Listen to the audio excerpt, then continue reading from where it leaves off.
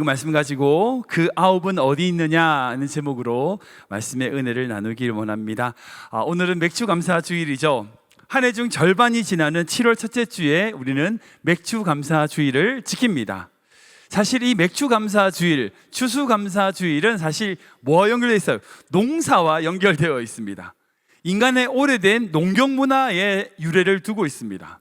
가을에 모든 곡식을 거둔 추수 감사, 그 모든 곡식에 감사하여 드리는 감사. 이른 봄에 농사를 시작해서 5, 6월에 거두게 되는 보리를 거두면서 드리는 감사가 바로 맥주 감사 주일이죠. 모든 교회는 이 전통을 지키고 있습니다. 근데 사실 우리 농사 안 짓잖아요. 우리 교회 성도님들 중에서 농사 짓고 생활하시는 분 아무도 안 계시죠? 뭐 집에서 작은 텃밭을 이루는 걸 말고 농업을 생업으로 하시는 분은 아무도 안 계십니다. 대부분 뭐 이민사회가 그렇게 거친 이제 직장을 다니거나 개인 사업을 하거나 뭐 이런 분들이 대부분이니까 월 수입으로 살아가죠. 근데 왜 우리는 맥주 감사 주일을 지키죠? 농사도 보리도 안 씻는데. 근데 우린 지켜야 돼요. 여러분, 성도는 매주마다 감사해야 되죠. 아멘 하셔야죠. 감사해야 됩니다. 네, 맞습니다. 우리는 늘 감사하는 삶을 살아야 됩니다. 근데 우리가 그렇게 감사해야 된다라고 생각하지만 감사하기 쉬워요? 어려워요? 어려워요. 저도 그래요. 그러면 어떻게든지 일부러라도 감사할 거리를 찾아서 명분을 만들어서라도 감사를 해야 됩니다.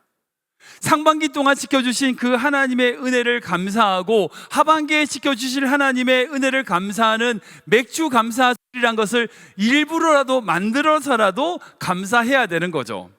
여러분, 우리가 보리를 거둬들이진 않을지만 우리가 주님께 뭔가라도 감사할 건덕지를 만들어야 되는 것, 여러분, 그게 바로 맥주 감사주일의 정신입니다. 저는 우리 모든 성도님들이요, 감사하는 성도 되시길 축복합니다. 감사하는 성도 되시길 축복합니다. 여러분, 감사해야 주님의 뜻을 알 수 있어요. 감사 안 하면 몰라요. 우리 옆분에 인사할까요? 감사합시다. 모든 것이 주님의 은혜입니다. 아멘, 아멘. 우리가 방금 읽었던 누가복음 17장은 나병 환자의 이야기로 등장합니다. 나병은 아시는 것처럼 오래된 인류의 오래된 질병입니다. 예전에는 문둥병이라고 불렀고 요즘은 한센병이라고 부르죠. 피부가 온전히 괴사돼서 썩고 떨어지고 뭐 눈이든지 손가락이든지 그렇게 모든 피부의 조직들이 썩는 병이 바로 나병입니다. 지금도 무서운 병이죠. 근데 옛날 구약시대, 신약시대, 성서시대는 어땠을까요? 너무나 무서운 병이었습니다. 그래서 이 나병 환자들은요, 마을에서 살지 못하고 마을 밖에서 지내게 됩니다. 근데 우연히 예수님을 만나게 됐고 그 10명 모두가 치유를 받았다는 것이 오늘의 이야기입니다. 간단한 내용이죠. 그런데 우리가 여기서 주목해야 될 것이 있어요.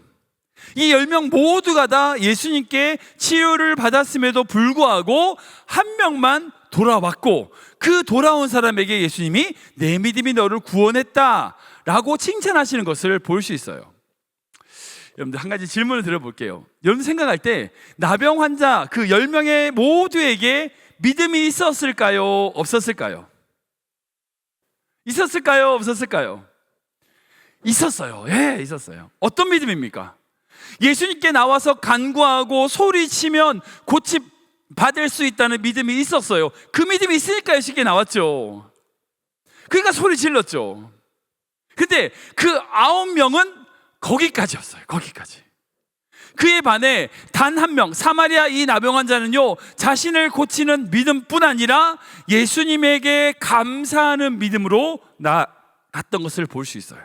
오늘 이 맥주 감사 주일에 우리가 가져야 될 성숙된 믿음이 무엇인지 이 나병 환자의 이야기를 통해서 단계별로 한번 생각해 보기를 원합니다. 여러분, 이 나병 환자들이 가지고 있었던 믿음, 이 믿음은요 3가지로 구분할 수 있어요. 첫 번째 믿음은 뭐냐? 나병 환자 10명 모두에게는요 소망하는 믿음이 있었어요. 우리 같이 읽어볼까요? 시작. 나병 환자 10명 모두에겐 소망하는 믿음이 있었습니다. 우리 11절 12절 말씀 읽겠습니다. 시작. 예수께서 예루살렘으로 가실 때에 사마리아와 갈릴리 사이로 지나가시다가 한 마을에 들어가시니 나병 환자 10명이 예수를 만나 멀리 서서. 아멘. 오늘 말씀 보면 이 10명의 나병 환자들이 예수님에 대하여 알고 있어요. 그들이 어떻게 알게 됐는지는 우리가 정확하게 알 수는 없습니다. 우리가 이제 추정하기를 누가복음 이전 내용을 보면 특별히 예수님께서 수많은 질병과 병자들을 고치신 이야기들이 등장을 해요. 그러니까 그 이야기를 듣고 예수님께 나아온 거죠. 특별히 누가복음 5장을 보면 문둥병, 나병 환자가 한 명이 마을에 직접 내려와서 예수님을 만나게 되는 장면이 등장해요. 그때 예수님이 어떻게 하세요? 그 나병 환자의 몸에 자기의 손을 대시고 고쳐주세요. 아니, 나병 환자의 손을 댄다, 말이 안 되는 거거든요. 근데 예수님이 나병 환자의 손을 대시고 그 나병 환자를 고쳐주시는 그런 사건이 누가복음 5장에 있습니다. 그 이야기가 얼마나 빨리 전파됐을까요? 이 10명의 나병 환자들도 얼마나 그 이야기를 듣고 기뻤을까요? 소망을 했을까요? 예수를 만나기를 원했을까요? 그때 놀라운 것은 그들이 있는 곳에 예수님이 가시고 있는 거예요. 1절 11절 말씀 보면 예수님께서 예루살렘으로 가실 때에 어디로 지나가시냐면 사마리아와 갈릴리 사이로 가시는 것을 볼 수 있어요. 여러분, 지금은 이제 도시와 도시 사이에 큰 도로를 뚫어가지고 빨리 달리니까 그렇게 흔히 만들죠. 근데 예전에는 길이라고 하는 것은 뭐냐면 마을과 마을을 이어주는 것이 길이에요. 그러니까 예루살렘으로 가려면 사마리아를 지나서 갈릴리를 지나서 예루살렘으로 가야 돼요. 근데 사마리아와 갈릴리 사이로 빈 땅, 아무도 없는 그 땅을 가시는 거예요. 왜 그러셨을까요? 왜 그러셨을까요? 그 10명의 나병 환자를 만나기 위해서. 사랑하는 여러분, 우리 주님은요, 우리를 위하여 찾아오시는 분이에요. 우리가 어떤 자리에 소외되어 있다 할지라도요, 주님은 우리를 찾아오시는 분이에요. 이게 너무나 귀한 말씀이에요. 예수님께서 그 길을 가시게 된 이유는 다른 게 아니에요. 그 10명의 나병 환자들의 믿음, 그 소망하는 믿음이 있었기 때문이에요. 여러분, 히브리서 11장 말씀 보면 믿음은 바라는 것의 실상이다 라고 말씀합니다. 여기서 바라는 것이 소망이에요. 즉 믿음이라고 하는 것은요, 소망하는 것, 우리가 바라는 것이라는 것이에요. 10명의 나병 환자들은요, 바로 그 소망하는 믿음이 있었고 그 믿음으로 예수님께 나왔던 것을 볼 수 있어요. 근데 이 10명이 그냥 소망만 하고 괜찮나? 아니에요. 그 다음 단계로 넘어갑니다. 바로 뭐냐면 나오는 믿음인 거예요. 같이 읽어볼까요? 2번, 나병 환자 10명 모두에게는요, 나아가는 믿음이 있었어요. 같이 읽어보겠습니다. 시작. 나병 환자 10명 모두에겐 나아가는 믿음이 있었습니다. 우리 13절 14절 말씀 읽겠습니다. 시작.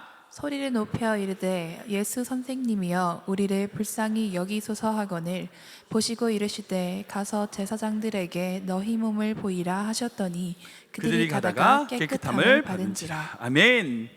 본 말씀 보면 예수님께서 한적한 길을 가고 있을 때 10명의 나병 환자들이 소망의 믿음을 가지고, 소망하는 믿음을 가지고 막 소리를 지르죠. 네, 예수 선생님이라고 부릅니다. 여기서 나오는 선생님은요, 헬라어로 에스피타타라는 단어인데 이것은 가르치는 선생보다는요 주인과 가깝습니다. 그러니까 예수님이 제자들이 예수님을 불렀을 때 선생님이라고 표현하게 되지만 주여라고 할 때 쓰는 단어가 이 단어예요. 우리가 호칭으로 정확하게 파악할 수는 없지만 이 나병 환자들은 적어도 예수님을 평범한 사람으로 여기진 않았어요. 자기들이 신뢰할 수 있고 주인으로 모실 수 있는 사람으로 믿었습니다. 그리고 우리를 불쌍히 여겨 주옵소서 간곡히 요청했어요. 그때 예수님께서 뭐라고 말씀하세요? 가서 제사장들에게 너희 몸을 보여라. 여러분들 이 말씀 들으면 아 그렇구나 라고 하시겠지만 아니에요. 이상한 거예요. 지금 병이 나았어요? 안 나았다고요. 예수님 지금 내 몸에 냄새 그대로 나는데 어디를 가요? 고쳐주셔야 제가 가죠. 그게 맞잖아요. 나를 고쳐주시고 제사장에게 가라, 이런 맞는 말인데 지금 예수님은요 고쳐주지도 않고 가서 제사장에게 몸을 보이라 라고 말씀하고 계세요. 이때 예수님 이따 좀 냄새 나는데 이거 좀 정리 좀 해주시고, 이렇게 해야지 정상적인데 그들이 어떻게 해요? 제사장에게 가다가 고침을 받아요. 가다가 고침을 받은 거예요. 이게 참 중요한 메시지예요. 여러분, 이 나병 환자들은요, 그들에게 중요한 믿음이 있었어요. 그게 뭐냐면 그 예수님께서 자신을 고쳐주실 것이라고 하는 소망의 믿음이 있었을 뿐 아니라 예수님의 그 말씀에 따라 제사장에게 나아가는 믿음이 있었어요. 여러분, 이 14절 말씀 보면 가다가 그들이 깨끗함을 받은지라 라고 되어 있어요. 여러분, 이게 중요한 게 뭐예요? 깨끗함을 받았다는 거예요. 깨끗해졌다가 아닙니다. 깨끗함을 받은 거예요. 예수님께 받은 거죠. 여러분, 그들에게 분명한 믿음이 있었어요. 예수님께서 고쳐주실 거라는 소망의 믿음이 있었고, 그 믿음으로 나아가는 믿음이 있었다는 거예요. 제가 목회자로서 여러 교회를 섬기고 많은 성도들을 섬기면서 제가 그 마음 간절, 이 설교 준비하면서 그런 생각이 들더라고요. 적어도 이 10명의 이 나병 환자들이 가진 믿음만큼만 있었으면 좋겠다. 예수님께서 고쳐줄 거라고 하는 소망의 믿음에 더해서 내가 지금 아무것도 바뀐 것은 없지만 약속을 믿고 나아가는 믿음, 이 믿음만 있어도 좋겠다는 생각을 했어요. 여러분, 솔직히 우리 안에 문제가 얼마나 많아요. 그 문제들이 다 해결되고 나서 뭔가 한다? 아무것도 못해요. 아무것도 못해요. 문제가 있지만, 어려움이 있지만 그 어려움을 해결하실 것이라고 하는 믿음으로 지금 우리가 할 수 있는 믿음의 걸음을 걸어가야 돼요. 그게 믿음인 거예요. 여러분들, 아무것도 안 하면 아무것도 안 일어나요. 믿음으로 나아가야 하나님의 역사가 일어나는 것입니다. 교회도 마찬가지예요. 교회가 이런저런 안 되는 핑계를 찾으면 아무것도 못해요. 그렇잖아요. 그러나 주님의 약속을 믿고 주의 주시는 그 믿음을 가지고 우리가 할 수 있는 일, 우리가 섬겨야 될 일을 하나하나 해 나갈 때에 하나님의 그 약속 안에 거하는 교회가 되는 것입니다. 저는 우리 모든 성도님들이 그렇게 소망하는 믿음뿐 아니라 그 약속을 믿고 나아가는 믿음 되시길 축원합니다. 그런데 그 10명 중에 9명은 여기까지만 했지만 단 한 명의 사람, 그 한 명의 사람은요, 세 번째 단계의 믿음으로 나아갔어요. 그게 뭐냐면 오직 감사하는 믿음이었거든요. 같이 읽어보겠습니다. 시작. 한 명의 나병 환자에게만 감사하는 믿음이 있었습니다. 한 번 더 읽겠습니다. 한 명의 나병 환자에게만 감사하는 믿음이 있었습니다. 우리 15절 16절 말씀 읽겠습니다. 시작. 그 중에 한 사람이 자기가 나은 것을 보고 큰 소리로 하나님께 영광을 돌리며 돌아와 예수의 발 아래에 엎드려 감사하니 그는 사마리아 사람이라. 아멘. 10명의 나병 환자 모두에게는요, 예수님을 주라고 고백하며 나의 병을 고쳐줄 소망을 가지는 믿음이 있었어요. 또한 예수님의 말씀에 순종하여 지금 나에게 병이 낫진 않았지만, 상황이 바뀌진 않았지만 말씀대로, 약속대로 나아가는 믿음이 있었어요. 그런데 그 모든 사람이 어떻게 됐어요? 그 믿음으로 치료를 받았어요. 근데 오직 한 사람만, 이 사마리아 사람만 다시 예수님께 나와 하나님께 영광을 돌리고 감사하는 모습을 볼 수 있습니다. 이때 이 사마리아 나병 환자에게 예수님이 뭐라고 말씀하시느냐? 19절 말씀 볼까요? 19절 말씀 시작. 그에게 이르시되 일어나 가라, 내 믿음이 너를 구원하였느니라 하시더라. 아멘. 내 믿음이 너를 구원하였다라고 칭찬하시는 모습을 볼 수 있어요. 여러분, 여기서 구원이란 단어를 참 해석하는 것이 너무나 중요합니다. 신약과 구약, 그리고 신학에 있어서 모든 공통적으로 구원이라고 하는 것에 공통된 개념이 있어요. 구원이 뭐냐? 여러분들, 구원이 뭐죠? 우리 청년부 작년 수련회 때 내가 한참 떠들었는데 아무튼 구원이 뭐죠? 구원은요, 하나님과의 관계 회복이에요. 구원은 하나님과의 관계가 회복되는 것을 의미합니다. 로마서에서 구원을 표현하는 게 그거예요. 우리가 진노의 자녀였었느니 하나님의 사랑하심과 은혜로 말미암아 하나님의 양자, 즉 하나님과 우리의 온전한 사귐이 있게 되었다. 여러분, 그게 구원이에요. 성경에서 말하는 것이 구원이 그거고, 신약에서 말하는 모든 구원이 바로 그거예요. 구원이라는 것이 단순하게 지옥에 가냐 안 가냐, 천국 가냐, 그게 아니라 하나님과 온전한 관계가 회복이 되냐 회복되지 않느냐의 문제인 거죠. 그러니까 삭개오에게 예수님이 찾아가셔서 그 집에 머물면서 삭개오가 자기의 모든 것을 내어놓겠다라고 했을 때 예수님이 뭐라고 하셨냐면, 이 집에 임하였다라고 말씀하셨어요. 거기서 말하는 구원이 삭개오 너 천국 갈까요? 그 말이 아니에요. 그 말의 핵심은 이제 너와 하나님과의 온전한 관계가 이어졌다, 너는 하나님과 깊은 관계 가운데 나아갈 거야, 회복되었어 라는 의미입니다.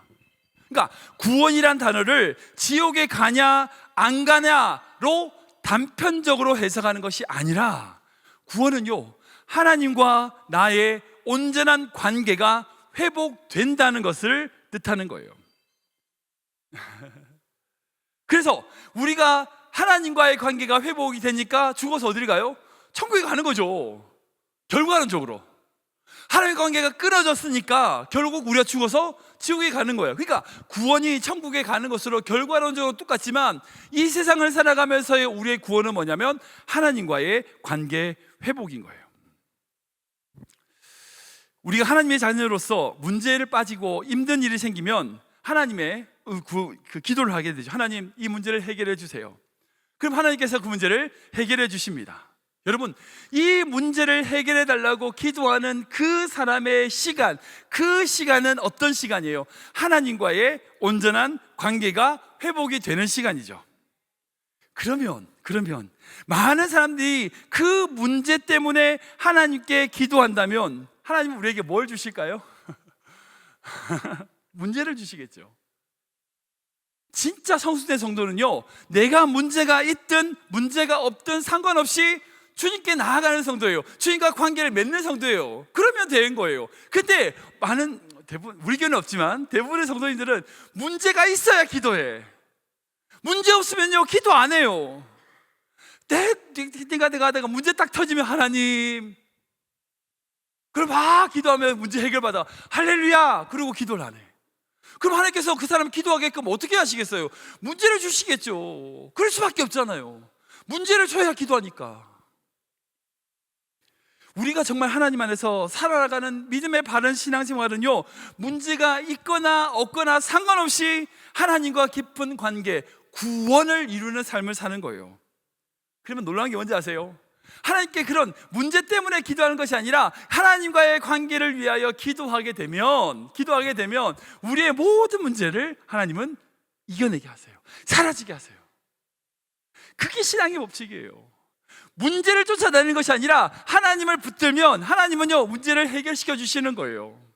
그리고 그렇게 하나님을 붙들게 되면요, 문제가 사라지지 않아도 괜찮아요. 여러분 경험해 보세요. 똑같은 어려움인데요, 똑같은 문제인데요, 하나님과의 깊은 관계가 있으니까 문제가 안 되는 거예요. 그게 성숙된 믿음인 거예요.